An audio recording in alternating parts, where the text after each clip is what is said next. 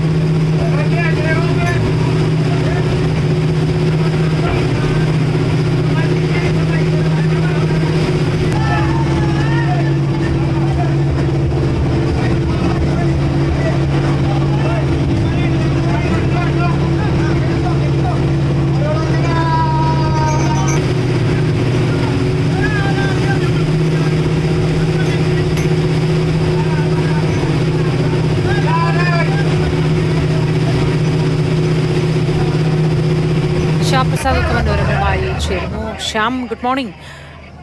കണ്ടിട്ട് സങ്കടം തോന്നിപ്പോകുന്നു. കാരണം എത്ര പേരുടെ എത്ര സമയത്തെ അധ്വാനമാണ് പാഴായി പോയത്, എത്ര തുകയാണ് നഷ്ടമായി പോയത്, അല്ലേ ശ്യാം?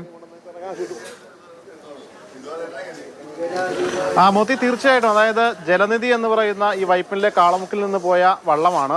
സാധാരണഗതിയിൽ ഈ സമയത്താണ്, ട്രോളിംഗ് നിരോധന സമയത്താണ് ഈ ചെറുവള്ളങ്ങൾക്കൊക്കെ കൂടുതൽ മീനും കാര്യമായ പണിയും ഒക്കെ ലഭിക്കുന്നത്. അവർ ഈ വള്ളവുമായിട്ട് വലയുമായി പോയി ഏകദേശം 2 ദിവസമായില്ല, അപ്പോൾ തന്നെ ആ വല പൂർണ്ണമായി നശിക്കുന്നതാണ്. നമ്മൾ ആ ദൃശ്യങ്ങൾ കണ്ടില്ലേ, ഏകദേശം 40 ലക്ഷം രൂപയുടെ മീന് ആ ഒറ്റ ദിവസം അങ്ങനെ അവർക്ക് ആ വല കീറി നഷ്ടമായത്. ഈ കപ്പലിൽ നിന്നുള്ള കണ്ടെയ്നറിൽ തട്ടിയാണ് വല പൂർണ്ണമായിട്ട് നശിച്ചതെന്നാണ് പറയുന്നത്.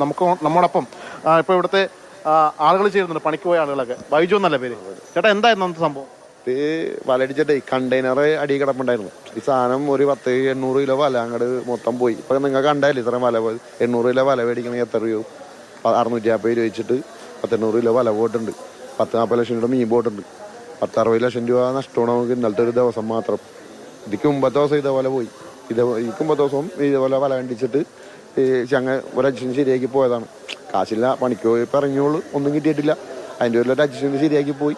സംഭവം ഇന്നലെ വല മൊത്തം പോയി, ഒന്നും ചെയ്യാൻ പറ്റാത്ത. ഇപ്പൊ പലിശക്ക് 5 രൂപ പലിശക്ക് 5 ലക്ഷം രൂപ എടുത്തിട്ട് വല മേടിക്കാൻ പോയേക്കണവര് വല മേടിച്ചോണ്ട് വന്നിരിക്കണം. മുന്നിൽ അത്രയധികം മീനങ്ങ് നഷ്ടപ്പെട്ടപ്പോൾ ഭയങ്കര വിഷമം പോലെ. ഇത്ര ആൾക്കാർ 19 കുടുംബം പട്ടിണിയായി പോയില്ലേ. 50 പേരെ കുടുംബം, പിന്നെ അനുബന്ധ തൊഴിലാളികൾ വേറെ. അപ്പോൾ എത്ര പേര് നഷ്ടമാണ്? അത്രയും കാശ് നമ്മുടെ പോയപ്പോൾ. ഇന്നലെ നമുക്കൊരു ദിവസം 50,000-60,000 രൂപ ചിലവുണ്ട് വെള്ളം മണിക്കൂണെങ്കിൽ. 2 ദിവസം പോകുമ്പോൾ 4 ലക്ഷം രൂപ കടവില്ലേ. ഇന്നലെ 60,000 രൂപ നഷ്ടമാണ്. ഈ നഷ്ടം വേറെ. മിനിയാന്ന് അതേപോലെ നഷ്ടം. എല്ലാ ദിവസവും ഇത് തന്നെയല്ലേ വല കണ്ടിക്കലും.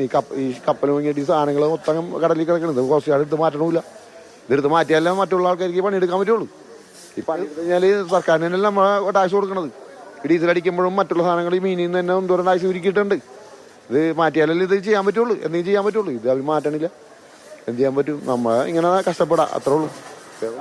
മോദി, എൻ്റെ മുമ്പിൽ കാണുന്ന തൊഴിലാളികളൊക്കെ ആ ബോട്ടിലെ അല്ലെങ്കിൽ ഈ വള്ളത്തിലെ ജീവനക്കാരാണ്.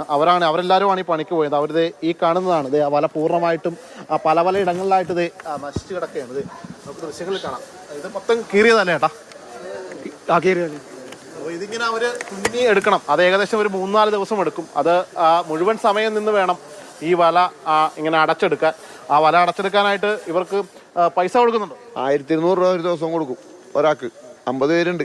അപ്പം തന്നെ 10-60,000 രൂപയാ ചിലവ്. വേറെ വണ്ടിക്കാശും പിന്നെ ഫുഡിൻ്റെ കാശും കൂടി ഒക്കെ കൂടി ഒരു 10,000 രൂപ ആവും. 70,000 രൂപ അല്ലാതെ തന്നെ ചിലവാണ്. അതിലുപരിയായിട്ട് ഈ സമയത്ത് ഈ കടലിൽ ഇറങ്ങിക്കഴിഞ്ഞാൽ പൈസ കിട്ടും. ഏറ്റവും കൂടുതൽ മീൻ കിട്ടുന്ന സമയവും വില കിട്ടുന്ന സമയമാണ് ഇപ്പം. ആ സമയത്താണ് ഈ ഇങ്ങനെയൊക്കെ സംഭവിക്കുന്നത്. ഇപ്പം ഇത്ര രൂപ നഷ്ടമായി. 10-25 ലക്ഷം രൂപ തന്നെ നഷ്ടമായി. കഷ്ടപ്പാടാണ്. ഈ ട്രോളിംഗ് നിരോധനമായാൽ വലിയ ബോട്ടുകളൊന്നും ഇറങ്ങാൻ കഴിയില്ല. ചെറുവള്ളത്തിൽ മാത്രമാണ് പോകാൻ കഴിയുന്നത്.